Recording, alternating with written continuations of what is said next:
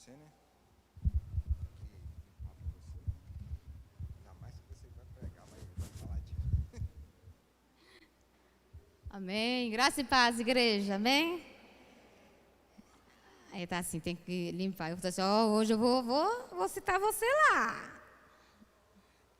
Eu tô assim, porque não tem como não falar disso aqui sem falar de nós, não. Graça e paz, igreja. Que o Senhor abençoe poderosamente. Amém? Vamos ficar de pé, vamos orar. Amém? Vamos pedir ao Senhor que fale conosco através da tua palavra, em nome de Jesus. Aquele que está assistindo também, que o Senhor abençoe essa família, essa casa. Amém? Ó Pai, em nome de Jesus, nós te damos graças, Senhor, nós te louvamos por estarmos aqui, Senhor, reunidos em teu nome. Ó Deus, tirando, ó Deus, esse tempo para Deus, para te louvar, para te adorar, para glorificar o teu nome, ó Pai. Ó Deus, muito obrigado, Senhor, por essa oportunidade de estarmos aqui, Senhor. Ó Deus, usa a minha vida agora, Senhor, através da tua palavra, para ministrar os nossos corações, para, ó Deus, em nome de Jesus, nos confrontar naquilo que precisamos e para edificar a tua igreja, ó Pai. Em nome de Jesus, que caia por terra todo impedimento, toda distração, tudo aquilo que nos impede de entender a tua palavra. Em nome de Jesus. Amém. Amém?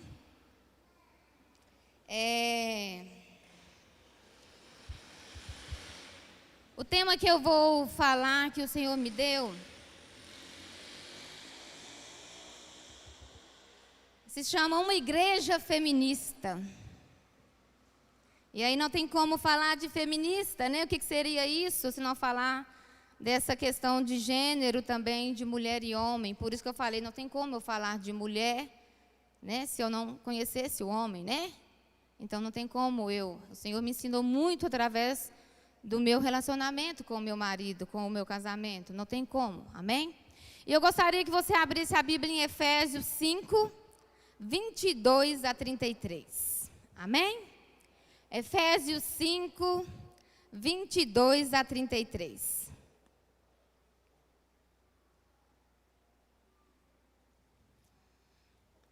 É um texto bem conhecido e é um texto muito polêmico para alguns, amém? As mulheres sejam submissas ao seu próprio marido como ao Senhor, porque o marido é o cabeça da mulher, como também Cristo é o cabeça da igreja, sendo este mesmo o salvador do corpo. Como, porém, a igreja está sujeita a Cristo, assim também as mulheres sejam em tudo submissas ao seu marido.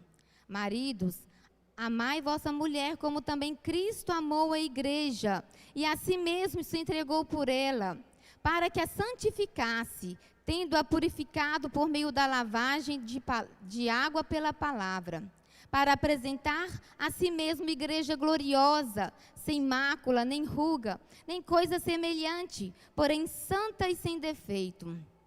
Assim também os maridos devem amar a sua mulher como ao próprio corpo. Quem ama a esposa, a si mesmo se ama, porque ninguém jamais odiou a própria carne, antes a alimenta e dela cuida, como também Cristo faz com a igreja, porque somos membros do seu corpo. Eis porque deixará o homem o seu pai e a sua mãe, e se unirá à sua mulher, e se tornarão os dois uma só carne. Grande é este mistério, mas eu me refiro a Cristo e à igreja. Não obstante, vós, cada um de per si, também ame a própria esposa como a si mesmo, e a esposa respeite ao marido. Amém? Bom, eu quero falar nessa questão da igreja como noiva, como aquela parte feminina, né? Há poucos dias o Val pregou aqui sobre carta viva, e ele falou sobre essa igreja, né, que está lá no livro de Atos. Essa igreja que tem essa dimensão, que tem essa função de adoração. Essa igreja que o Senhor colocou aqui, né, para poder testemunhar, para treinar, né? E aí ele vem falando sobre esta igreja. Oh, gente, que bonitinha. Obrigada, Mimi. Deus abençoe, lindeza. Então, assim, e eu quero falar dessa dimensão de noiva, de esposa do Cordeiro. E para falar de noiva, irmão, a gente vai falar de um lado relacionado ao feminino, não tem como. E algumas coisas que o Senhor usa para falar dessa noiva, dessa comparação de quem é a noiva de Cristo, nós, igreja, como noiva, amém? E assim como Eva veio do primeiro Adão, nós viemos, a igreja veio do segundo Adão, que é Cristo, né? Em 1 Coríntios 15, 45 a 47, põe lá para nós, mídia, por fazer um favor, vocês são mais rápidos e velozes. 1 Coríntios 15, 45 a 47, fala assim: assim como está escrito, também está escrito, o primeiro homem, Adão, foi feito em alma vivente, o último Adão em espírito vivificante. Mas não é primeiro o espiritual, senão o natural, depois o espiritual. O primeiro homem da terra é terreno, o segundo homem, o Senhor, é do céu. Amém? Aqui está falando de Jesus, que é o nosso segundo Adão. Enquanto o primeiro veio e trouxe, de uma certa forma, uma herança para a humanidade de morte, de pecado, o segundo Adão, que é o Senhor Jesus, ele veio e trouxe essa herança de vida, de salvação. E aí, por que eu estou me remetendo a lá, Adão? Porque começa a nossa história de masculino e feminino aí, Adão e Eva. E aí a gente saber de onde veio essa figura. Veio a igreja como se fosse do segundo Adão, de Cristo. Amém? A diferença é que o segundo Adão é perfeito e o primeiro não. E aí que é que está, porque nós como igreja, como a noiva, como a parte feminina, às vezes a gente começa a colocar na nossa vida como igreja coisas desse século que contamina essa relação. Porque o feminismo, ele surgiu muito por causa do machismo. É ou não é? Pela falha masculina, não pela falha masculina, pelo pecado no homem e tanto na mulher, veio de uma certa forma o machismo. Veio essa dominação, essa desigualdade entre os gêneros, não é? E aí o feminismo veio para tentar igualar os gêneros perante a sociedade, em questão de direitos, em questão de valor, de falar, tipo assim, olha, nós não somos inferiores, né? Então veio a questão dessa relação de gênero, de igualdade. Mas, junto com o feminismo, vieram outras coisas também. Não é só a questão da igualdade. Quando a gente vai estudar e quando a gente vai ver a história e o que defende o feminismo também, de uma certa forma, não está muito diferente do machismo, não.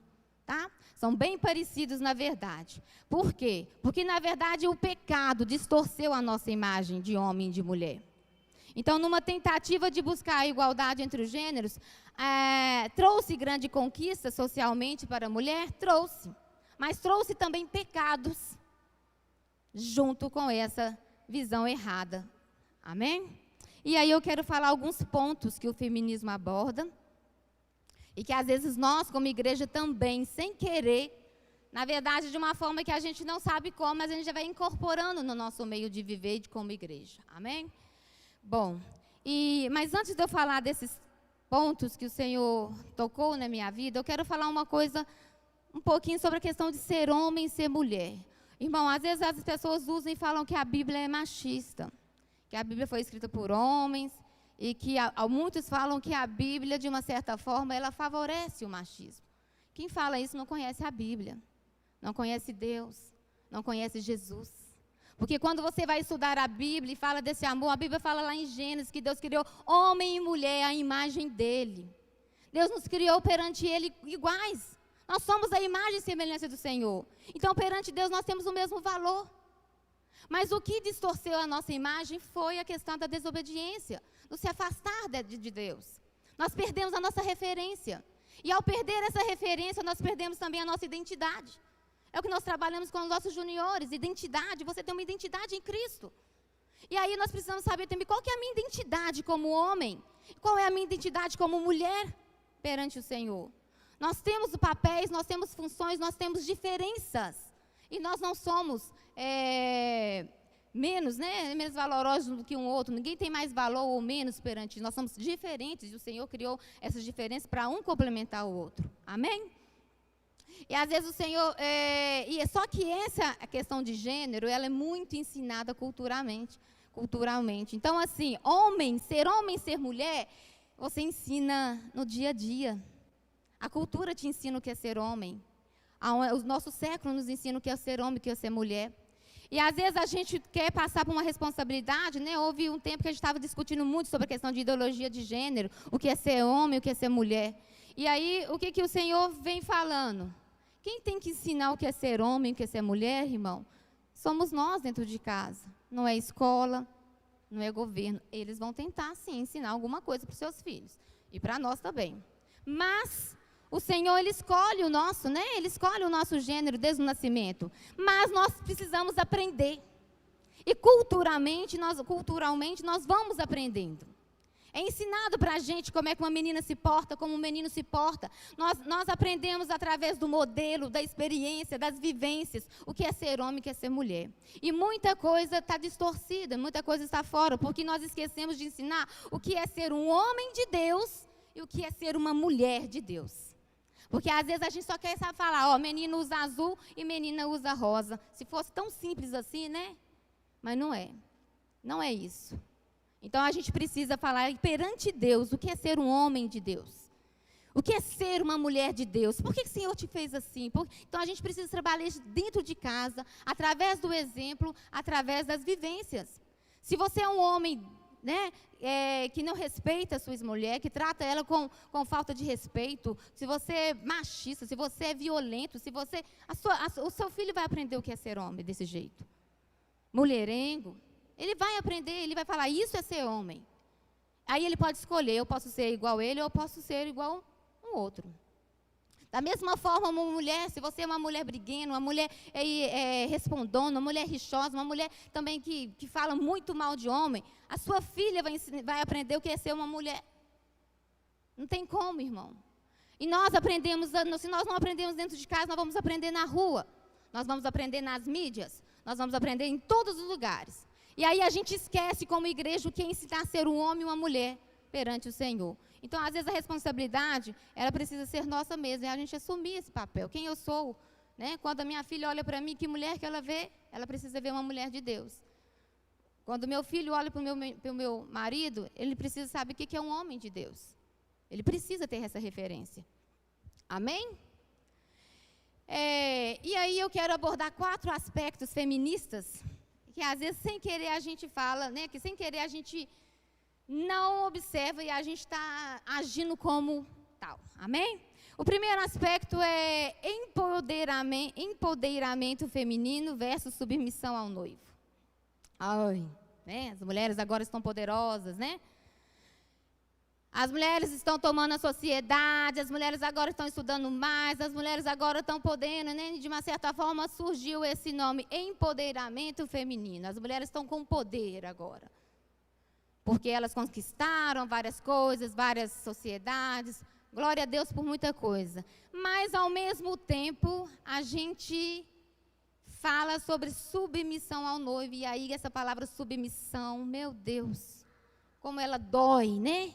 Porque a gente remete submissão a ser tratado de qualquer jeito, a não ter voz ativa, a se calar o tempo todo, né? Então, essa submissão, ela incomoda nós, mulheres, de uma certa forma, não é isso? Quantas vezes já questionei Deus sobre esse texto, e hoje eu estou aqui pregando sobre ele. Eu falo, Deus, por quê? Por que isso? Não... Tem trem errado aí, né? Olha bem, gente, como diz, a criatura questionando o Criador, né? A gente costuma achar que sabe alguma coisa, não sabe nada, né? E às vezes a gente quer questionar Deus dessa submissão. E sabe como é que Deus me ensinou a ser submissa? Você vai casar. Porque até então eu não queria casar. Porque eu falava para minha mãe, casamento é furada para mulher. Eu falava isso, casamento é furada, para que eu vou casar? Você vai maltratada por homem? Porque para mim era submissão. Ser maltratada por um homem. Mas, Deus me fez casar e falou assim, eu vou te ensinar o que é submissão. E aí, quando a gente fala de submissão, a gente precisa entender qual é a liderança que você vai estar submissa. Porque lá, e nesse caso, né, em Efésios, fala que o noivo, né, quem que a igreja precisa estar submissa? A Cristo. Assim também as mulheres. E olha bem a liderança que nós teremos que... Cristo também amou a igreja e a si mesmo se entregou por ela. A liderança masculina não é uma liderança de falar eu mando, não. É uma liderança servil, de entrega. É uma liderança de amar, de entregar a vida por aquela pessoa. E aí, sabe, eu penso assim, gente, então, olha que coisa linda, porque a gente até então só pegava submissão. Mas você ser submissa a um homem que te ama, a ponto de morrer por você, irmão, isso é muito, muito tranquilo. O problema é que a gente não se submete, não quer se submeter a homens ordinários. A gente não quer se submeter a homens que não sabem o valor de uma mulher. Isso que às vezes, a briga às vezes está nisso aí. Mas Cristo está nos ensinando, olha, a minha liderança é uma liderança de servir, de entrega, de amor. Você não quer ser amada? Você não quer que eu me entregue por você? E aí o meu marido, ele faz muito isso comigo, irmãos. Pensa uma mulher difícil. E é um cara que se entrega para cuidar de mim. É um cara que se cala, muitas vezes, para cuidar de mim. Então, Deus me ensinou muito através da vida dele. Ele é perfeito? Ele não é. Sei todos os defeitos dele. Mas nessa parte de liderança servil, eu falo que ele é um exemplo de Cristo para mim. Então, eu preciso olhar para ele e falar assim, eu vou respeitar ele porque ele me ama.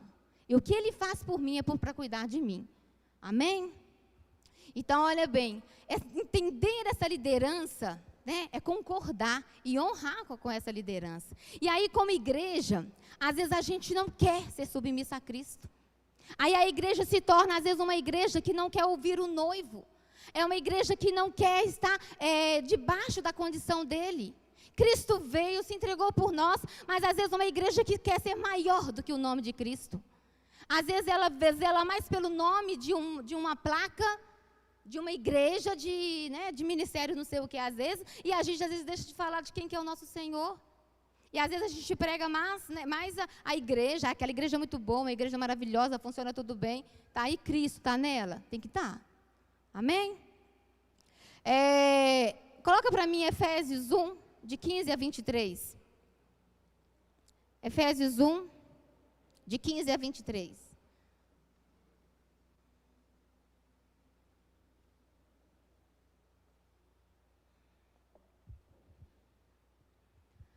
Por isso, ouvindo eu também a fé que entre vós há no Senhor Jesus e o vosso amor para com todos os santos. Não cesso de dar graças a Deus por vós, lembrando-me de vós nas minhas orações, para que o Deus do nosso Senhor Jesus Cristo, o Pai da glória, vos dê em seu conhecimento o espírito de sabedoria e de revelação, tendo iluminados os olhos do vosso entendimento, para que saibais qual seja a esperança da sua vocação e quais as riquezas da glória da sua herança nos santos.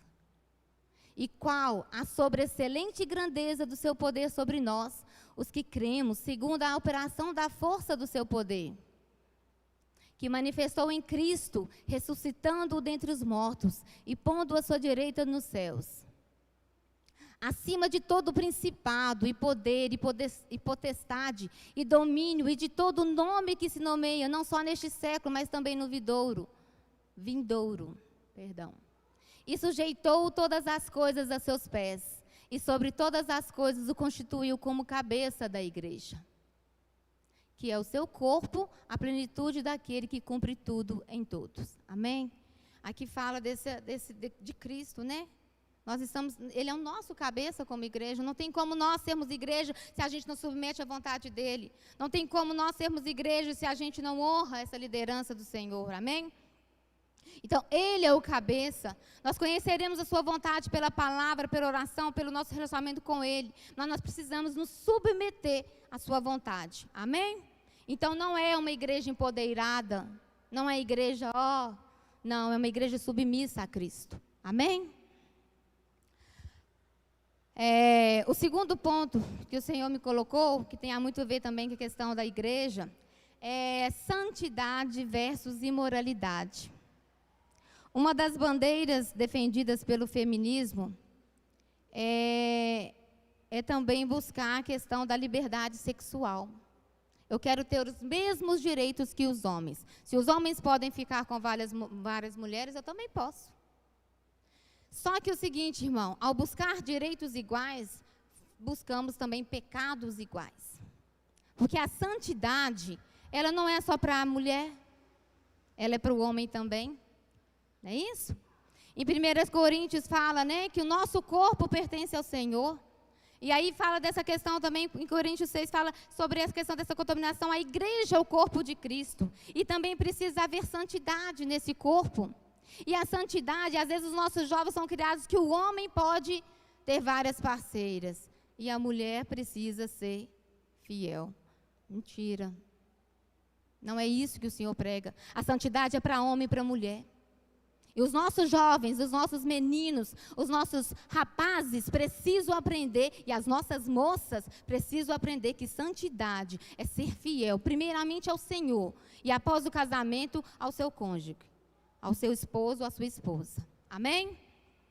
E a igreja é o corpo de Cristo, ela também precisa ser fiel ao Senhor dela. E como é que a igreja não se torna fiel? Como ela se torna imoral perante o Senhor? Ela encontra outros deuses. Ela coloca outros deuses, outros relacionamentos no lugar do Senhor. E de uma certa forma, a gente faz isso muito, irmão. A gente coloca outras pessoas sempre em prioridade, em vez do nosso noivo. Né? A Bíblia usa a história do profeta Oséias para poder mostrar o amor de Deus com o povo de Israel, como ele considera, como ele coloca ela como uma esposa. E essa esposa como uma infiel, uma mulher que larga o marido e vai ter, né, vários casos. A Bíblia usa para poder ilustrar a infidelidade de Israel com o Senhor. E aí o Senhor às vezes nos usa tipo assim, como é que o meu povo se prostitui? Como é que o meu povo adultera comigo? Nós colocamos outros deuses no lugar dele. Nós não queremos só Deus. Nós queremos o pecado, nós queremos a idolatria. Aí você pensa, a idolatria agora é só imagens de esculturas? Amém? Não, a idolatria ela está nas escolhas, nas decisões, a quem a gente segue, a quem a gente escuta, a quem a gente obedece. Então, às vezes a idolatria está tão sutil que você não está sabendo, mas você está adorando mais certas coisas do que o Senhor. Deus não é prioridade na sua vida. E aí nós nos tornamos infiéis. Nos tornamos infiéis ao Senhor. Uma igreja que não quer adorar somente a Deus, ela quer outros parceiros, ela quer outras coisas, ela quer o pecado também. Ela quer outros deuses. 1 Coríntios 10, 22. Coloca para mim, por favor. 1 Coríntios 10, 22. Ou irritaremos o Senhor? Somos nós mais fortes do que Ele? É isso mesmo? 1 Coríntios 10, 22? Deixa eu conferir aqui, é isso mesmo? Por quê? Porque às vezes, irmão, tipo assim, nós queremos servir a Deus. Eu quero servir a Deus, mas na hora de servir a Deus, a gente não dá prioridade a Deus. Aí você se atrai mais pelos outros deuses desse século. O meu está assim, ou provocaremos zelos no Senhor? Somos a casa mais forte do que Ele? Então a gente provoca a ira, a gente provoca o ciúme de Deus. Tem algumas versões que falam desse zelo como ciúmes. A gente até canta essa música, né? Tem ciúmes de mim. Por quê? Porque é uma relação de amor, de fidelidade. Não tem como eu servir a dois senhores, não tem como eu ser fiel a dois homens, não tem como. Você é fiel a Deus ou não é? Não tem como você agradar aos deuses deste século e ao Senhor. Você tem que escolher. Ou você seja santo, ou você vai ser, ou não é. Amém? O terceiro ponto, falado muito na questão do feminismo, que também é muito polêmico, é a questão do aborto versus família. Ai, eu falo que não foi fácil escrever isso aqui não, irmão. Porque trata de temas muito polêmicos. E o que seria o aborto, né? Por que elas defendem o aborto? Elas defendem o aborto porque elas falam em prol da saúde da mulher. Muitas mulheres engravidam de forma, algumas porque foram abusadas, outras em situações indesejadas. E aí elas procuram clínicas clandestinas e tentam tirar as crianças, e ao tentar tirar as crianças, porque ainda não é legalizado, elas também morrem. E em favor do bem-estar da mulher, elas defendem o aborto. E aí eu penso, né, poxa, é algo tão sério, né, porque é uma vida. Eu que trabalho com crianças, eu vou falar a verdade, é uma vida, irmão. E cada criança que é abortada é uma geração que está sendo morta. É algo que Deus planejou para uma criança. Aí você fala assim, mas ela veio no contexto de pecado. E quem disse que nós não viemos? Só Deus sabe como é que você foi concebido. Se foi por amor, se foi pela dor. Mas você está aqui e o Senhor hoje fez uma obra na sua vida. Deus, Ele é poderoso para poder mudar a realidade dessa criança que foi gerada. Deus é suficiente para poder mudar o destino dessa criança. Mas uma criança sacrificada no ventre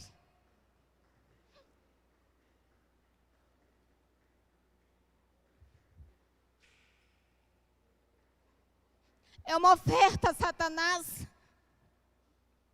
É a forma de dizer para Satanás, eu te ofereço um inocente, algo que ele não é. E ao oferecer um inocente, ao oferecer uma alma no ventre, você está matando gerações, pais de família. Talvez a cura do câncer não foi descoberta porque foi morta. Talvez o Senhor tinha um propósito em uma vida dessas, mas ela foi morta no ventre. E o interessante é que, ao ver sobre os abortos, as crianças que mais sofrem são meninas. Porque às vezes elas são frutos de relacionamentos de adultério. E aí o homem, né? Ele fala, olha, se for um menino, a gente vai continuar com a gravidez. Se for uma menina, você pode tirar.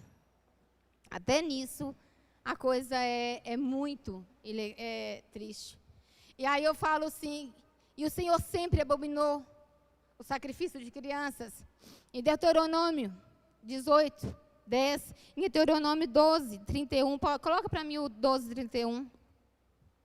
Deuteronômio 12, 31. O Senhor sempre repudiou esse sacrifício. Não farás assim ao Senhor, teu Deus, porque tudo que é abominável ao Senhor e que Ele odeia, fizeram eles a seus deuses. Pois até os seus filhos e as suas filhas queimaram os seus deuses.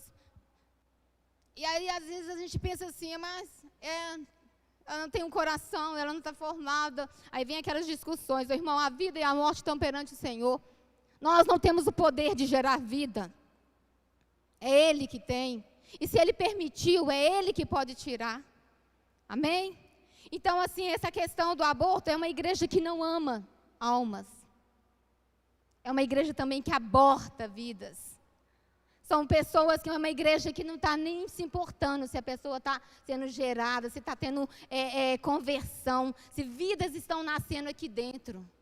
É uma igreja que para ela, o dispensar de outras pessoas, aqui que tem, nós estamos bem assim. O importante é o nosso bem-estar. É uma igreja que, em nome de um bem-estar, ela rejeita almas. A mulher é importante, irmão. É muito importante. Mas a criança também é. E a criança é alma, amém? Então, o bem-estar do grupo social, às vezes, se torna mais importante do que a vontade de Deus de ganhar almas, de trabalhar com almas. Nós não queremos o trabalho de gerar. Nós não queremos o trabalho de cuidar de filhos espirituais. É uma igreja que não quer cuidar. E a gente vê isso na sociedade no geral. Cada dia menos, ninguém quer cuidar de crianças, ninguém quer ter o trabalho de gerar vidas. Eles só pensam em trabalho, eles não pensam naquilo que o Senhor pretende para aquela vida, pelo amor de Deus por ela. E nós precisamos amar vidas, né? Amém? Amém? Amém.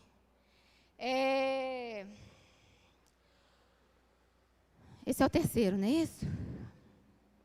Eu me perdi. Santidade, aborto, família, isso. E o quarto ponto que o Senhor colocou na minha... é sobre a questão da dependência e independência.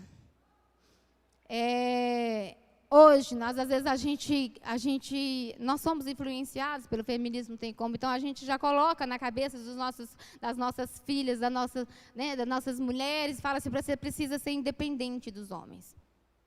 Eu vou falar isso porque eu falo isso para minha filha.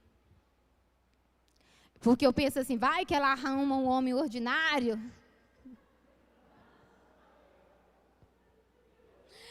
E vai que um dia ele larga ela e ela precisa se virar sozinha com o filho, porque normalmente nas separações os filhos ficam com a mulher. E vai que um dia ela precisa se virar e ela precisa cuidar, então ela tem que ter profissão, ela precisa ter uma carreira, ela precisa saber viver sem depender de um homem. E eu sempre falo assim, então você tem que aprender a viver sem depender de um homem. São ideias feministas que a gente foi incalculando, foi ou não foi? E por quê? Porque a gente foi vivendo e foi vendo, não é isso? Mas essa dependência e independência, né, que é o versículo de 29, fala, né, sobre Cristo é o nosso provedor. Ai, meu Deus. E aí, quando eu vejo o testemunho de algumas mulheres que falaram assim, não, ou eu escolhia trabalhar, ou eu cuidava da minha casa, o meu marido, eu tenho que confiar que Deus vai abençoar ele para ele prover as necessidades da minha casa. E Deus honra, tá, irmão? Porque Deus provê. Amém? E eu vejo de várias mulheres, né, Meire? Que ela conta no testemunho dela que eles entraram no consenso. Né? Ele falava, olha, ou você trabalha ou eu trabalho. Isso aí é o casamento, é o casal que resolve. Né? Mas aí, essa dependência, né? Aí eu falei assim, gente, depender dele, depender do provedor. Porque a Bíblia fala que o marido, né, ele é o provedor. Na verdade, ele fala assim, né? Cadê? Versículo 29. Porque ninguém jamais odiou a própria carne, antes a alimenta e dela cuida, como também Cristo faz com a igreja. De uma certa forma, essa tarefa de prover o lar, ela é dada ao homem. Aí você pensa, mas hoje está tão difícil, as coisas estão tão caras, se eu não ajudar, sim, irmão. Aí é você e seu marido, se você quer ajudar, vocês resolvem. Mas aí é que é trem, você vai trabalhar, ele tem que trabalhar junto com você dentro de casa também. Porque a gente tem um limite, né? A gente não tem como ficar lá fora e lá dentro de casa ao mesmo tempo. Se vocês entraram num acordo de trabalhar, os dois se ajudarem, né? Então, que ajudem tudo. Amém? Mas esse aí é o casal que resolve. Mas, se o marido falou, não, eu não quero que você trabalhe, por motivos aí eu falo, aí tem que ver o casal, né? Você tem que crer que o Senhor vai prover. E aqui, como Cristo é o nosso provedor, nós precisamos confiar que Ele é suficiente para as nossas necessidades. Amém? E aí, crer que essa dependência do Senhor é saber assim, olha, Ele não vai me deixar faltar nada. E mesmo, porque a gente também tem uma ganância muito grande hoje, né? A gente quer tudo, a gente quer viajar, a gente quer comprar não sei o quê, a gente quer ter tudo que a mídia oferece. E aí, às vezes, o Senhor fala, você não precisa de tudo, você precisa do necessário, né? Eu falo porque, tipo assim, essa dependência, ela precisa também ser praticada. Nós não precisamos de alianças políticas para sermos igrejas. Nós precisamos confiar que o Senhor é suficiente para poder lidar com a obra. Porque às vezes a gente vê ministérios fazendo alianças com uma, alianças com outra, e achando que político vai resolver a vida de igreja. Não vai. Igreja é igreja. Política é política. Aí você pode interferir? Pode. Se o Senhor permite, pode. Mas a missão da igreja não é diferente. O que eu falo é diferente de ser governo. E às vezes a gente quer criar alianças, a gente quer procurar outros provedores da obra. E esquecemos que Cristo é suficiente. É só dele que nós precisamos, amém? Hebreus 1, de 1 a 4, fala sobre quem que é o nosso provedor, quem é ele, e por que nós precisamos só depender dele, e não tentar ser independente dele, amém? Hebreus 1, de 1 a 4. Havendo Deus outrora falado muitas vezes, de muitas maneiras, aos pais pelos profetas, nesses últimos dias nos falou pelo Filho, a quem constituiu herdeiro de todas as coisas, pelo qual também fez o universo. Ele, que é o resplendor da glória e a expressão exata do seu ser, sustentando todas as coisas pela palavra do seu poder, depois de ter feito a purificação dos pecados, assentou-se à direita da majestade nas alturas, tendo se tornado tão superior aos anjos, quanto herdou mais excelente nome do que eles. Quem que é o nosso provedor? E às vezes a gente se esquece de quem que nós somos dependentes. Nós não dependemos de governo para falar quem é a igreja. Nós não dependemos de alianças com o mundo para poder falar quem que é que nos sustenta. Nós dependemos dele. Ele é suficiente para nós, porque ele é o nosso amado. Ele é quem nos provê, ele que vai abastecer a igreja dos recursos, da capacitação necessária para cumprir o chamado que ele nos deu. Amém? E a gente também precisa viver isso, amém? Então, Cristo deseja da tua noiva essa submissão. Ele é digno de toda honra, de toda glória, de todo louvor. E nós precisamos adorar o nosso noivo como ele merece. Nós precisamos ser essa noiva, essa esposa que ele tanto deseja, santa, submissa à vontade dele, que cumpra o papel de gerar vidas, porque isso foi dado à mulher também. Então essa relação feminina com a igreja, ela é muito grande, e ela é muito linda, vou falar a verdade, porque ela nos ensina também o que é ser uma mulher em Cristo, amém? E por fim, eu quero deixar com vocês Cantares, que fala desse amor entre o noivo e a esposa. Uma noiva que vai vir, como diz, ele vai vir nos buscar, irmãos. Nós vamos nos encontrar com ele, amém? Cantares 6, 1, 2 e 3. Para onde foi o teu amado, ó mais formosa entre as mulheres? Que rumo tomou o teu amado? E o buscaremos contigo. O meu amado desceu ao seu jardim, aos canteiros de bálsamo, para pastorear nos jardins e para colher os lírios. Eu sou do meu amado, e o meu amado é meu. Ele pastoreia entre os lírios, amém? Nós somos do amado, a igreja do amado. E nós não podemos esquecer dessa identidade de noivo que nós temos.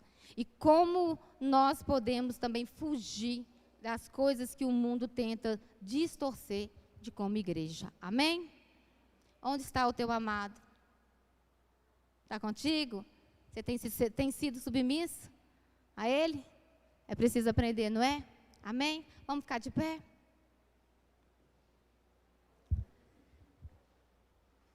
Como igreja, nós precisamos aprender. Como igreja, nós precisamos nos arrepender. Como igreja, nós precisamos oferecer a nossa vida como louvor, de adoração, em submissão, em santidade. Porque é isso que Ele quer de nós, uma igreja santa, uma igreja redimida, uma igreja que tem prazer em servir a Ele. Amém? Pai, nós te louvamos. Pai, nós te entregamos, ó Pai Deus, as nossas vidas nas tuas mãos como igreja. Ó Pai Deus, nos perdoa, Senhor, porque muitas vezes nós não queremos, ó Pai Deus, ser submissos a Ti. Ó Pai, nos perdoa, Senhor, porque nós, ó Pai, queremos, ó Deus, às vezes ter uma vida só para nós. Queremos, ó Pai, às vezes não viver a Tua vontade, mas a nossa.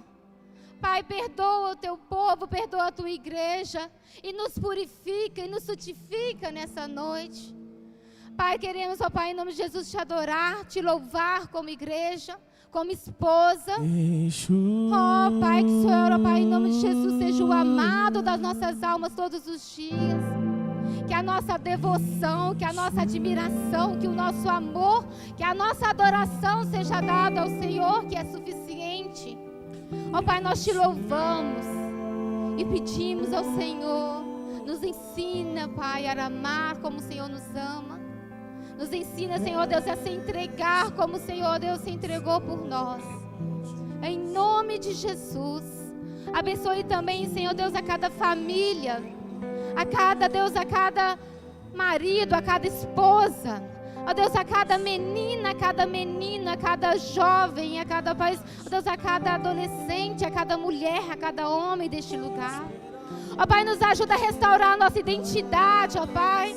Ó Deus, perante o Senhor, nos ajuda, Senhor Deus, a ser uma igreja, Senhor Deus, que proclama, ó Deus, o teu caráter, ó Deus, a tua imagem a este mundo, ó Pai, Deus, em nome de Jesus. Nos ajuda, Deus, a viver, ó Deus, aquilo que o Senhor nos ensinou, em nome de Jesus. Abençoa, Pai, poderosamente cada família e cada pessoa, ó Deus, em nome de Jesus. Amém.